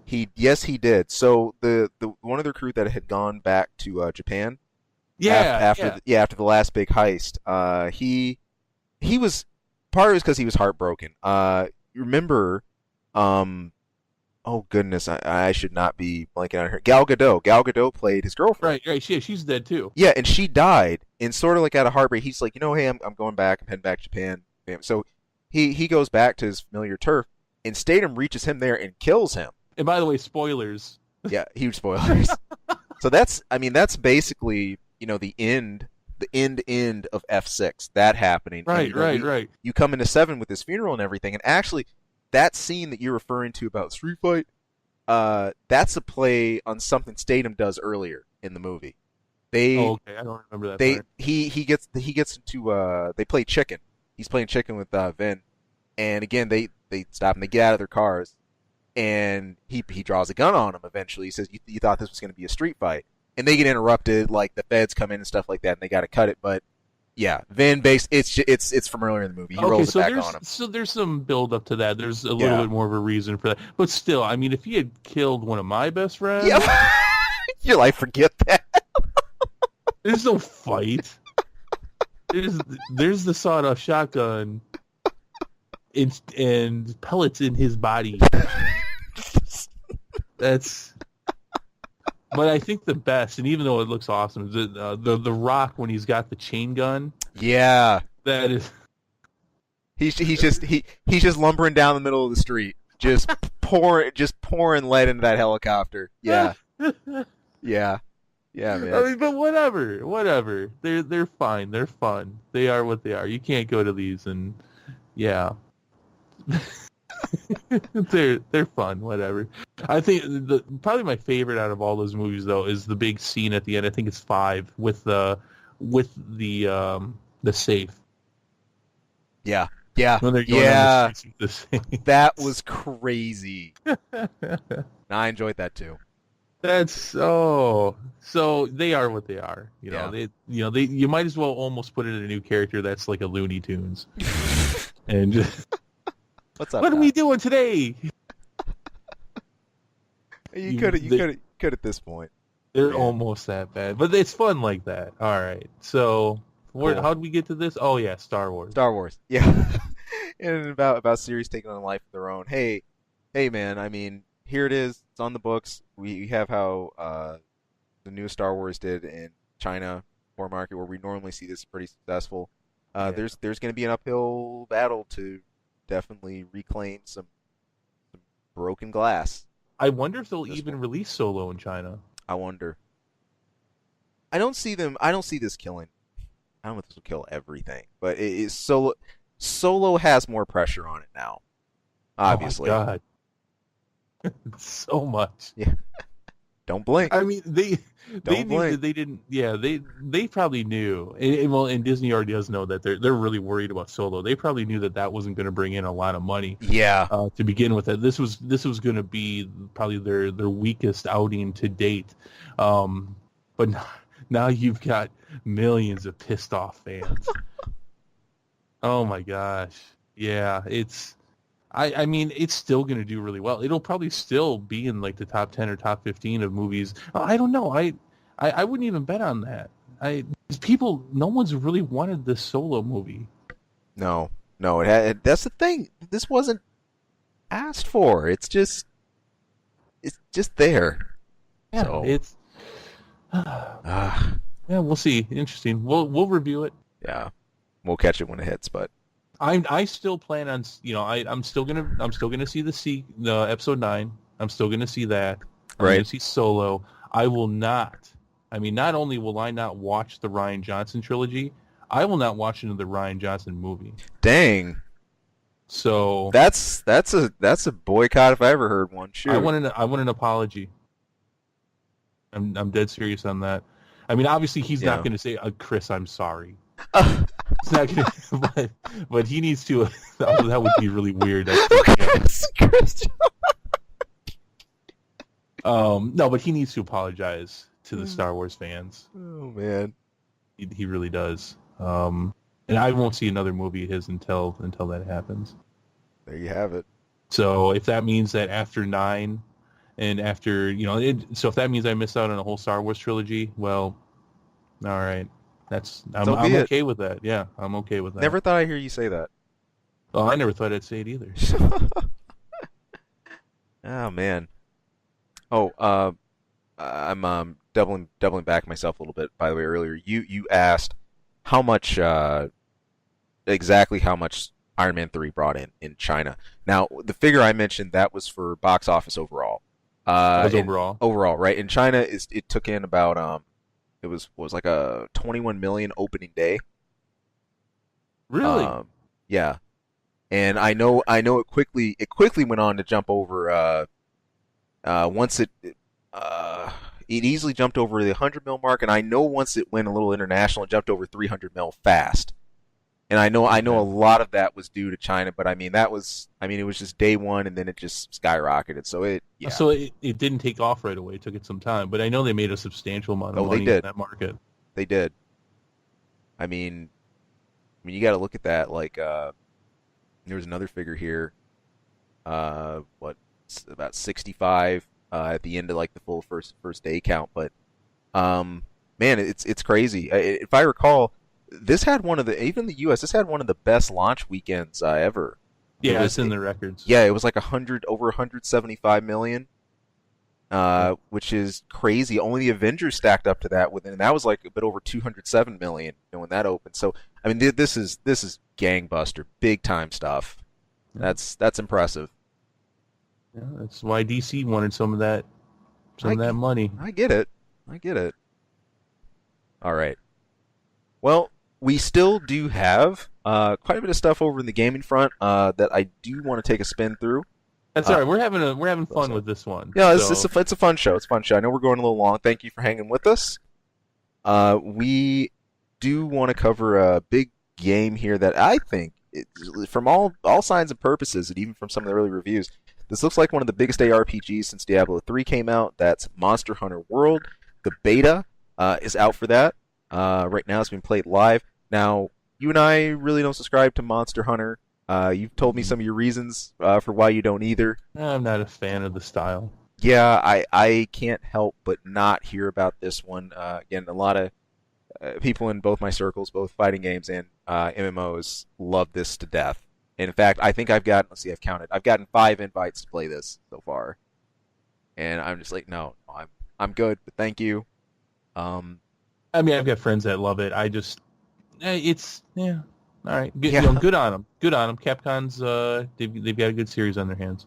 They do, and it's also pretty important to look at this. The beta is really focused on the PS4 release. There was some apprehension about this series, about how well it would do in the West. I mean, Monster Hunter this is a big one for Capcom in Japan, how it took off, but it's just now we're starting to look at actually getting the international appeal to it, getting Monster Hunter World over to our market.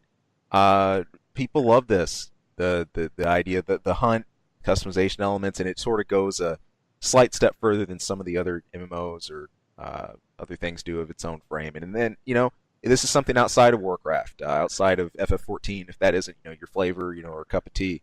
But the beta's looking really strong. The reception's been good for it. I'm anticipating this to do really well on its original release, and I don't think this is the last we've heard of it at all. No, probably not. Sounds like you want to review it. Yeah, I'm tempted to. It's tempting. I have zero relation with the series, man. I mean, I've never even sat down and played a Monster Hunter game, so I'm really out of touch. But that doesn't necessarily mean you can't review it. Sometimes that's the very catalyst you need to review something. And hey, Capcom. I mean, just say what you will about their duds and stuff, but as far as just overall IPs they've had over time and just memorable games, Capcom has produced a lot of the console stuff I've liked over the years. I can't take that from them. Oh yeah, I mean with their Mega Man, right? Yeah, that we never see. I mean, that's the stuff for you. You're a Mega Man addict. Yeah, I mean, and to be fair, it was the Mega Man X series that did it. I mean, I played. I grew up with some of the originals on Nintendo. And I played 8, and really it was after 8 I really slowed down on all the original stuff. And then I've been a Mega Man X fanatic since the Super Nintendo days. I picked up the first one when it came out, SNES, played them all the way through to PSX, loved them to bits. Even though the X series really hasn't gone anywhere in a while, love the style, man. That is the one platformer I kept on the longest. Just that I would regularly play over the years. So cool stuff. So go Capcom! Congrats! I'm glad to see more big successful releases from them besides Street Fighter. Good on you. Now I'm going to put you on the spot because you brought it up. Yeah. Because we didn't talk about it. I was shocked, in fact, when I initially brought this up to you. I was like, why didn't you tell me? Making me feel all bad for Mega Man. Oh yeah, Mega Man, and I did. Yeah, Mega Man 11. Yeah. What? I mean, how do you feel? He's coming back. I feel good. The Blue Bomber. He needs to. We've had a huge. This is another reason there's a need, and this was a real kick that I didn't expect. Now, some time ago, I think I told you about the Kickstarter. Mifune, the creator, original Mega Man, he went off to his own studio, did his own thing, Mighty Number 9, which ended up having a pretty poor reception critically. Right. And he talked a lot about this, and this is something I think painful for him because, he tried to dot all his I's, cross all his T's, and at the end of the day, I think not being able to do that and fully go through with the spiritual successor was just painful. I mean, so you got to look at this from two fronts. He leaves Capcom, leaves Mega Man behind, that he was a trailblazer on for this, establishes a new IP that really doesn't take off, and it's just sort of out in the bridge for this. Meanwhile, Capcom still has Mega Man; it can kind of pick that up at any point. Which, after trolling him for years and not giving us a release, and here they do it. So the thing I want to see from Mega is, man, I don't want to see a poor dude kicked around just for Capcom's rag toy every now and then, but just a good, solid 2D platformer Mega Man game, good healthy dose of that is awesome. And that doesn't. So how does that look?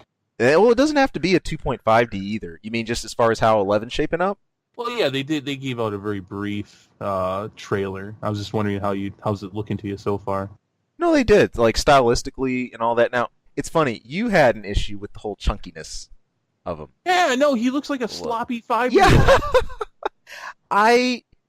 I think it's they've taken the sort of some of the current style and blended that with like the old Mega, the little goofy, derpy looking block look from like the Nintendo days. I'm cool with that. Yeah, I'm sure his roots. I can't remember the cartoon's name at this point, but there was an old Japanese or anime cartoon that came out like 50, 60 plus years ago, and it was a little kid, and he was a robot, and he was kind of a little chunker too. I'm sure that's in his roots. I'm sure that's where he stems from to some degree as far as inspiration. But I was just a little surprised. I'm like, man, this guy's been around forever. Yeah, he I would expect him to be a little tone. To be fair, I don't think Dr. Light made Mega Man to become swole. I really don't. I think he's kind of set with that, man. I don't think he can really gain much weight either. He's just that little guy with that little like poor fitting blue shirt. Yeah. But hey, stylistically though, this looks pretty sweet. As far as the animation, the amount of like the high frame rate I'm seeing, just on like the animations, everything from basic shooting to enemies, real cool. This did go a direction some of the late Mega Man X games did though, in terms of like the 2.5D stuff. Now, they're not fully spinning your camera angle into funny directions, but your enemies have three-dimensional attacks and stuff like that, so it's not completely flat 2D like you may be used to, but there's some good-looking, smooth animation that doesn't break the style. And hey, I love seeing that kind of stuff in 2D. It's what brought me to games like Blaze Blue. Oh, I adore that. Guilty Gear. List goes on. And the cool thing is the 2.5D feel can fit if done well and if it hits stylistically. Right now, this is doing it. It's looking good. I'm liking it. So good. I will. We will be doing a review of that one. Oh yeah, we'll be talking about this one later in the year. So stay strapped for that. I'm excited about playing it, and this will be my first Mega Man playthrough since, oh golly, it was X7. I think was the last one I ended up going through, and that was in the early 2000s, mid 2000s. So it's been a little while, man. Yeah, well, there you go. There we go. Cool. Looking forward to that. On to sports gaming. Now, this is something we would have thought would have happened earlier and just didn't, to our knowledge. But finally, sports gaming has pulled the esports card. Now, this is something we usually always just see for fighting games specifically. I mean, if you're no stranger to this channel or heck anywhere else, if you tune into the esports world, you probably see EVO each year, the premier world fighting game tournament.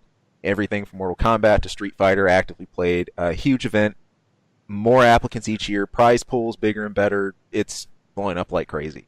But I never hear about soccer or Madden or the NBA games. Well, that, believe it or not, is actually starting to change. So the announcement for this happened near the middle of last year. It was sometime heading towards the spring. I believe like late March going into April.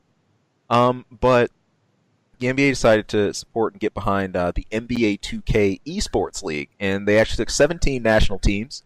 The teams are the Boston Celtics, Cleveland Cavaliers, Dallas Mavericks, Detroit Pistons, Golden State Warriors, Indiana Pacers, Memphis Grizzlies, right here where I'm at, Miami Heat, Milwaukee Bucks, New York Knicks, Orlando Magic, the Philadelphia 76ers, Portland Trail Blazers, and the last four being Sacramento Kings, Toronto Raptors, the Utah Jazz, and Washington Wizards. What this program does is they actually go and recruit. They've actually got a whole management team to actually go and watch, tuning into replays, tuning into streams, tuning into channels, watching people online, and they actually actively go and recruit players to play for these leagues for 2018, which is actually starting now. So they've been in the middle of the recruiting process already. It's all kicking off. And whoever actually really gets into this and plays it, I mean, you get a stipend to live off of for a while. You get to really game off with everyone else who's been picked. So it's kind of like a World Series, sort of like Dream Team play, but they do it for all the states that are involved and help actually pay for what you're doing, so you don't have to freak out about a job issue while you're doing it. So no, that's cool. It's good to see this evolution. I mean, yeah, like you said, this has been in fighting games and first-person shooters for a while. So yeah. I was a little surprised. I kind of, when you brought this up, I kind of thought this already existed. Yeah. Yeah, no, I mean, there it is. Hey, gaming, professional tournament level gaming is big business. It is. It's not like millions for a person, but well, I guess it even can be for some. But not for a lot. But yeah, it's growing. It's just going to do nothing but grow. People love these games. They love to just watch these games. They do. There's a huge pool of talent. Yeah, I mean, this is the part of crap. I'm trying to think of the word. This is the part where you find the word. I've derailed. Yeah, no. So it's good. Yeah, leave it there. You're good. You're good with that. You can leave it there. With good. Cool. Good. Good. So before we move on to the rest of it, you skipped you skipped a video game piece here, probably the biggest of the week. Let's see. This was for Nintendo. Oh yeah, we did have that. I was looking at the wrong piece. No, good call. Do you like to play with cardboard? Nintendo thinks you might. Yeah. So this was Labo. Labo. Which is my favorite part of this whole thing is the name. Labo. Oh man. this was the idea behind this. This is Switch only, wasn't it? Yeah, it's for the Switch. Yeah. The idea is you use these like DIY like cardboard accessories to build on to how you play with the Nintendo Switch, and then the add-ons kind of change depending how you use the controllers, and you create a simulation based off that. So it's sort of like when I was looking at this, when you show me this video to it, it's kind of like a pre-folded like print. It's laid Yeah. out, and you sort of you assemble everything, and once you get that, then you actually start using your Switch to you just use it as a stand. It looks like at first you install that, and then you go with the rest. Yeah, it gets pretty elaborate. You make pianos out of this. You make robot suits for simulation. So the video I had here, the trailer, that's the first you saw this? Yeah, Wow. I mean, this even hit me, and I don't follow Nintendo at all. I'm a little surprised, sir. yeah. Uh, It's funny. I really don't either. Keep my ear to the ground about it much, but there you have it. Yeah, Labo, short for laboratory. Yeah, this is the point of this is to try to find creative, fun ways for kids and parents to even do stuff together. So basically, you buy the game for the kids, and you put together the Labo for the kids, and then they get to play the game. But no, there's some neat stuff to this. They're going with the slogan, the motto of make, play, and discover. It's kind of interesting that you're going to learn how these things kind of work. As far as it's not as simple as we're going to make put together your cardboard box and then sit in it and play your Switch. There's some fairly intricate stuff here. It looks really fun, and now I've certainly not been much for praise for Nintendo and the Switch. Right. This looked really cool. It does. Watching this trailer, I'm like, I kind of want to play this. Right. And it does something. It especially if you play with. Did you have Legos coming up? Did you love Legos? Did I have Legos? I figured you did. We had all the Legos. Cool, dude. Same. That was the thing that always pinched my creative bone. That I loved. I'd love to get a hold of like that new. I like the science fiction style stuff, the spaceships and all that. Oh yeah. And all that. So whenever I'd get something like that, I loved it because I could kind of customize it and kind of go your directions. But this is cool because they hit that same bone, but yet they're keeping gaming as part of it. It takes me back to some stuff I saw over PAX East the last couple of years. Now, I went to South last year, but the years before that, a lot of just kind of outdoor, little like the indie games or something like the board game section. People would have cool, well-styled, like, cardboard folds. Or like I remember playing a cardboard pinball that was awesome, really well done.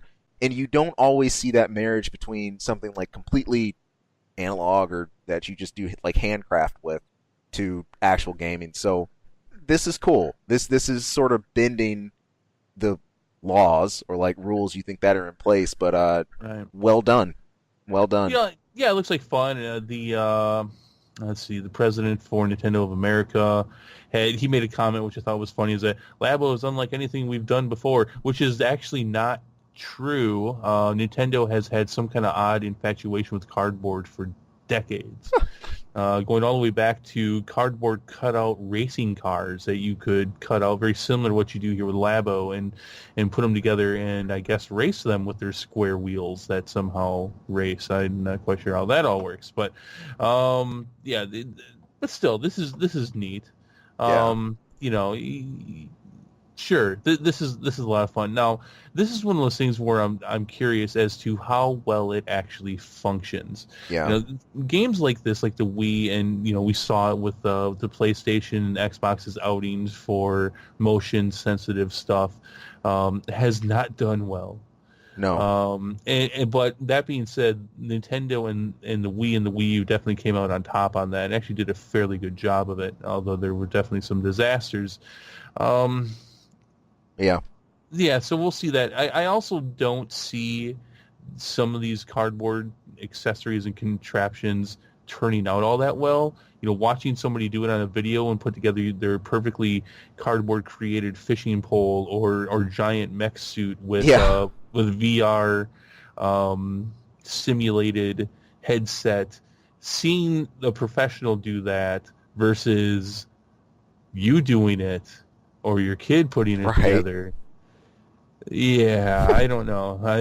So that it might not be make, play, and discover. It might be make, get pissed, and destroy.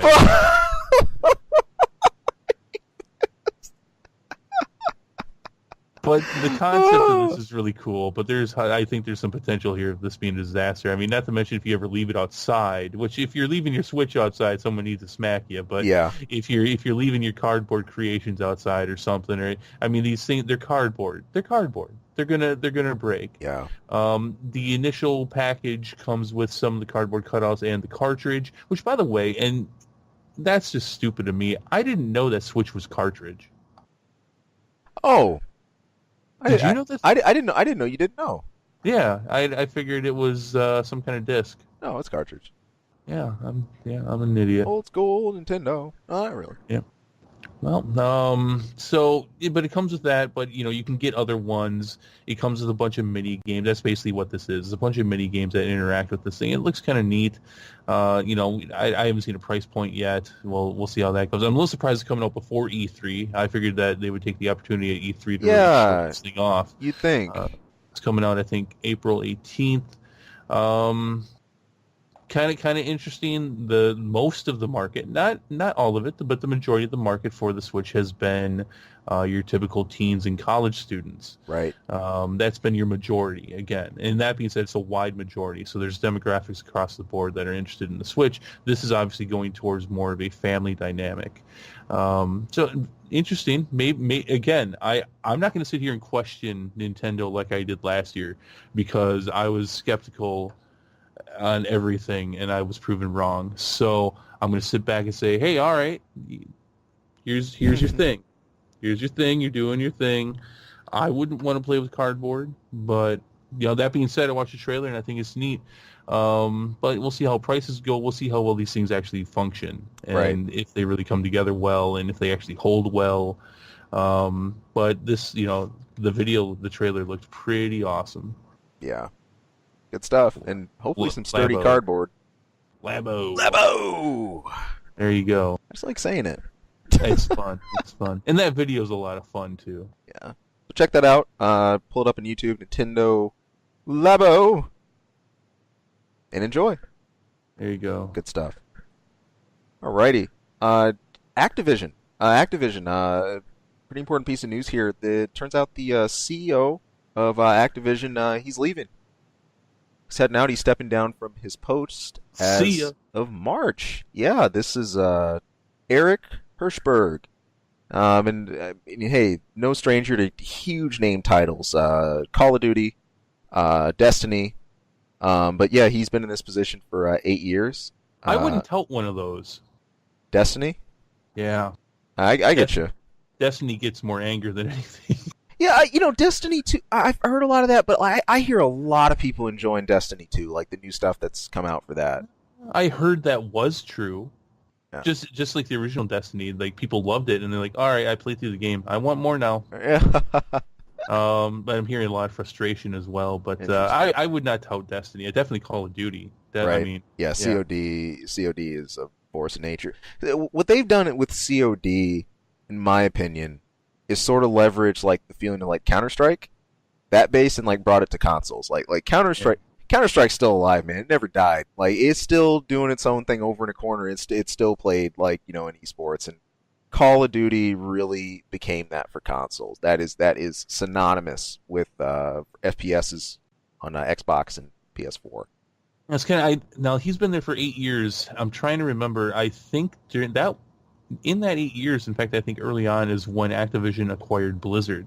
We're hitting right around that same time. Yeah, that was about. Yeah, that was about 7-8 years ago. So maybe he didn't. Maybe he wasn't the pioneer for that. But he's definitely seen over most of its time. Now, if you're a Blizzard fan, if you're a WoW fan like I was, especially during that time, again, maybe the fans don't have the biggest and best things to say about you. A lot of people were not happy with some of the, and I would even say arguable, watered down treatment of WoW from that. I think you'd be right in saying that some of that existed, but overall, I don't think WoW was affected as much as some people would say. And I was still playing at that point in years after. Hmm. But yeah, so you get the acquisition and fine tuning of Blizzard becoming part of Activision during that time. And I would say overall, I mean, looking at something here, I was looking at this what you were talking about the prior topic, what he did for marketing and such. Yeah, But yeah, yeah. overall, what he's done with Blizzard since that, I mean, you can't look at Overwatch and say that is nothing but a humongous record-breaking success. No, yeah, man. I mean, it's crazy because Overwatch is like still continuing to grow. You know, Yeah, it's yeah. Blizzard had a completely different intention for that when it came out. It's sort of just this, free to jump into sort of multi, and purposely didn't build a whole lot of features into it because it was what, and people went crazy with it, and now they've kind of had to come back and really elaborate on it and expand it and build the characters, and build more story, and build more unlocks and everything. So, yeah, what's unique about Overwatch 2 is it did not suffer from that content bubble like the games like Destiny have. Like you said, people whip through Destiny. It's like, all right, now what? Overwatch, nope, over and over and over and over and over. There's the thing. Oh, so I'd commented about that over the holiday season with my nephew, who was supposed to get Battlefront 2. Thank you for not getting that. I'm stuck with the PS4 version. Thank you very much. Last time I'll do that, anticipating what a 12-year-old will do. So yeah, I was talking with my sister-in-law, his mom, about this. She's like, oh, he plays Overwatch so much. He still plays them like he's gonna be playing that game for years. You don't understand. This is what Blizzard does. They come out with they've only come out with like maybe a dozen games ever. This is what Blizzard does. Is that they'll come out with a game and you'll play it for 30 years. Yep. And so yeah, he's gonna be playing that for a while. Don't expect that to go anywhere. That and Fortnite. Which Fortnite is, I guess, kicking some serious ass. Really? Yeah, it's breaking records for the PlayStation. Nuts.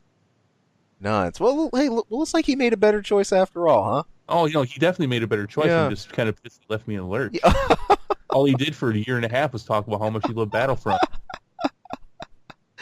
Oh, man. And left you in the cold and the rain. Did. That's harsh, man. Yeah. But I want real quick too. We're just gonna touch on Hirschberg here. Something neat that he did was he wasn't a developer or a game developer coming into the job. He was more of a creative advertiser. But here's something really cool he did, and I think you're gonna see a lot of topper level execs start to delve into as they see the market for it so like vivid. He helped drive some of the first esports events, prize pools directly from Activision for COD and others. Like I think they had one with like a 1 million prize pool, and like he really jumped into and embraced the esports, really got behind it, got his team behind it, and got Activision behind it, which is pretty awesome. And that's what it takes to really make that stuff successful. It's the same thing with Nintendo. Who didn't want to support Smash Brothers until everyone started yelling in their ear about how much they loved it, and then they came to EVO and realized, oh, people want to play our game, maybe we should support it, and they got behind it, and now it's about as up there, almost watched as Marvel versus Capcom and Street Fighter. I mean, it is an EVO top pick game now. So get behind this stuff. I think we're gonna see that more and more. Not Destiny though. Not Destiny. No, that's in its own box. That's in its own box. Are you hearing? I mean, do you have friends that are playing that? I do, a couple, and they're loving it. Yeah, buddy of mine, I play FF14 with. He's in a different guild and everything, but yeah, he's a hardcore raider on 14, but he's crazy about Destiny. He got it and he liked it. He's also a big Mass Effect guy, but he played that over Mass Effect too. Oh, okay, all right. Well, fair enough. I mean, I don't actually know anyone who's playing it, but from what I read, from what I see, it was doing great. It was actually kind of funny where everyone's loving it, and then all of a sudden I'm just seeing this turn. It's like, whoa, there's a lot of hate going on here. I thought everybody was loving this game. All right, fair enough. Volatile market. Well, anyway, so yeah, this guy made a lot of money for Activision Blizzard. Good for you. Heading out on a high note. Good, wise choice, wise decision. Yeah, cool. On bad decisions though, and on bad notes, looking at the new Metal Gear Solid game. Actually, I can't really call it Metal Gear Solid. This is called Metal Gear Survive. Now, not an actual thing. Yeah, it's important to note this is really one of the first. I think it was one of the first Metal Gear since Hideo Kojima left Konami. Of course, Konami still has the rights to Metal Gear, and they're still producing those games. I think it is the first one since he left, isn't it? It should be actually. Yeah, some real super bad signs in the wall already. You've got we've already got a promise of microtransactions, modes like that to support it. It's supposed to be Konami's trying to push this as a co-op, but the whole issue about the microtransactions is they'll be available in the form of these things called coins, the in-game currency. You'll use those coins to buy boost for your characters and all kinds of other like miniature buffs. And you can also earn these by playing the game, but as we know it, with any kind of freemium model or potentially pay to win, you're gonna be able to get a lot less by playing than you could just by buying.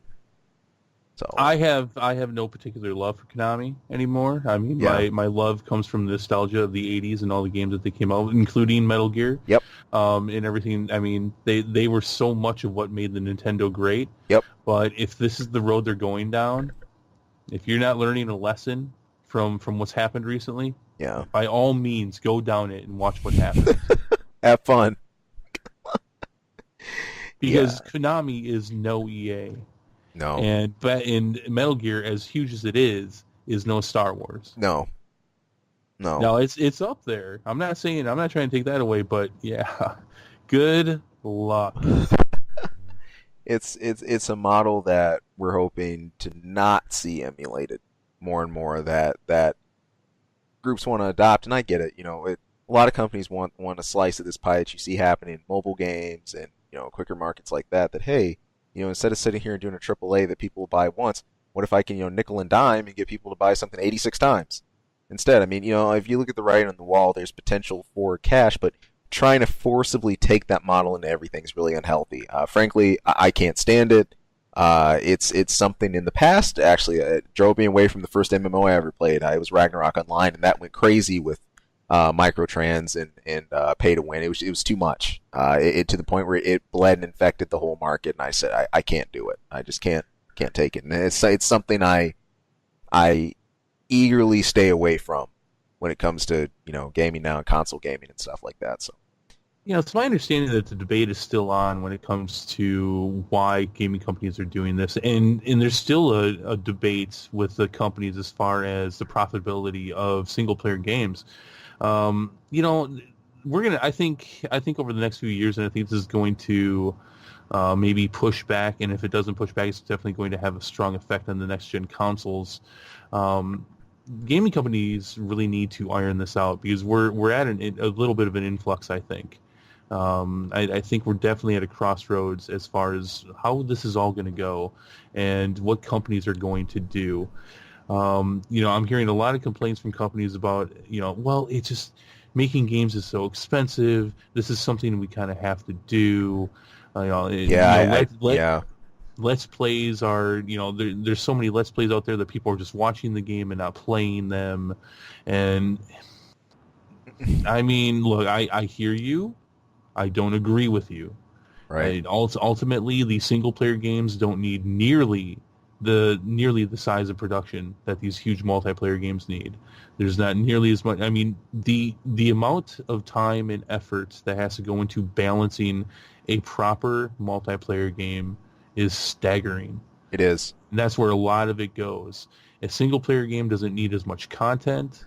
And I'm not saying it doesn't need a lot of content. Some of them do. But generally speaking, a linear game does not have nearly as much that needs to go into it. That being said, if you're, look, give yourself a budget and, do what you need to do with that budget. I'm hearing a lot of complaining about this from video game companies. That being said, hey, look, if your game's not bringing in the money that you wanted to, figure out what people want, right, and make that game. I guess I don't understand it.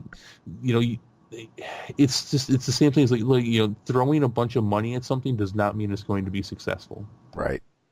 Not by any means. And by throwing a bunch of money at it, if you're just throwing something together and that you think will make money, and the only way that you can recoup off of that is by charging more money, you're doing it wrong. Yep.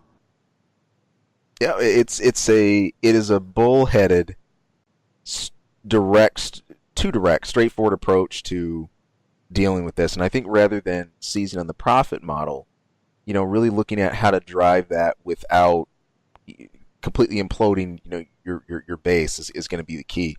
It's when you get the support and the ongoing support that people will really get behind and love something to bits and follow it. Like you said, the balancing is such a hard act, and it's something that especially I see fighting games deal with a lot. When you talk about multiplayer element, I mean that's constant. Every character, movesets, how everything interacts.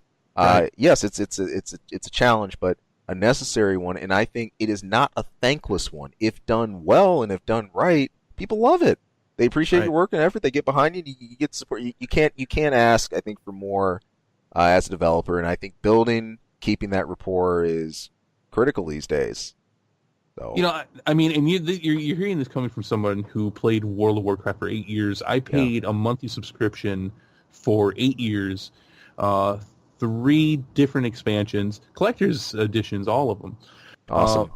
I'll spend money. I'll spend money on a game, but you get, not for, hey, spin the wheel, take a chance.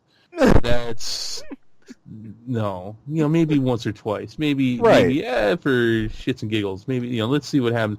But I mean, like Battlefront 2, where you're basing progression on this, you're going too far, and you'll see the backlash on it. And like, we talked about this briefly. Battlefront 2 ended up doing fairly decent by the end of the year, but it will never make up for the money that it lost for doing what they did, and the longevity of that game. I think, especially because they're going to bring it back. They're going to bring this. They disabled the monetization part of the game, but they always said that they'll reinstate it. This is the second real large scale AAA attempt at microtrans I've seen in recent years. In my opinion, the first of which being in Diablo 3 with Real Money Auction House. Now, I could be missing something, but these are 2 massive efforts to normalize this stuff, and both have fell on their face. Well, and I have to say in defense, though, for Blizzard and Diablo 3, that was, while Blizzard got a cut of that stuff, that was more of an attempt at allowing players to make money. Make a market. That was more of a melting pot of ideas, and let's see how this works, which it failed miserably. But I mean, a lot of these big gaming companies have been culprits of this as of late. EA's done this a few times. With Battlefront 2 actually got the headlines for it, just because it was integrated so much into the game's progression. Keep going, I guess. And I think you draw the line correctly, especially with Blizzard and EA here. With EA, there's a much more there's something I think more painful, more predatory about it. Whereas with Blizzard, it was definitely a pioneering attempt, to really sort of create a style of market that hadn't existed before and that wasn't really around yet. That something that players could really help affect and drive as well. So yeah, there definitely was more freedom about that. And right, I can't. It wouldn't be quite right to look at the two as like this is an apple and this is an apple.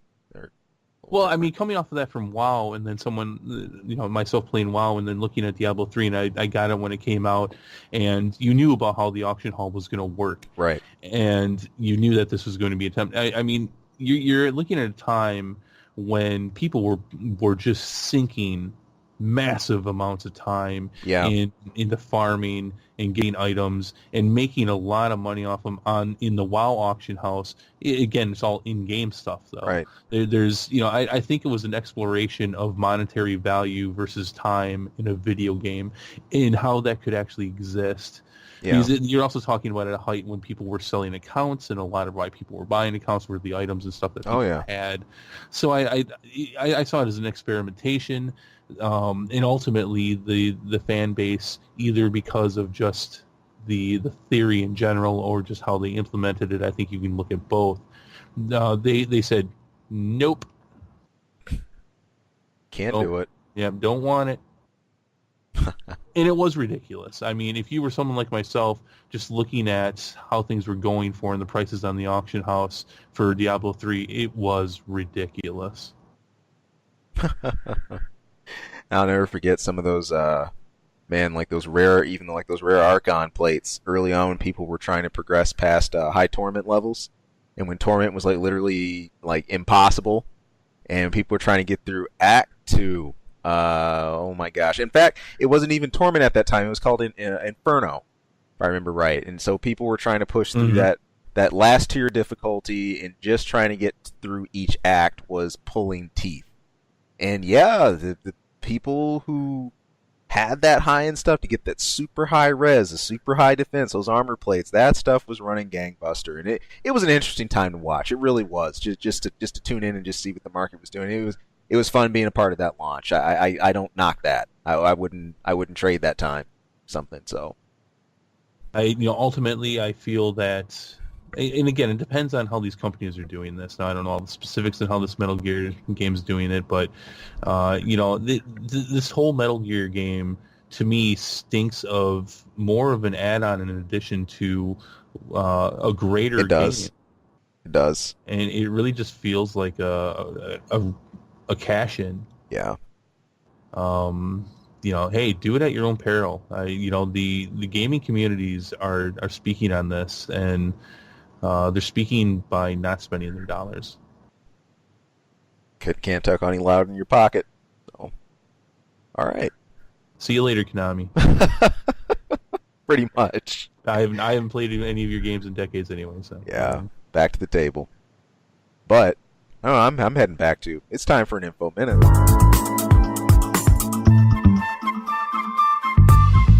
All right. This has been a really long show.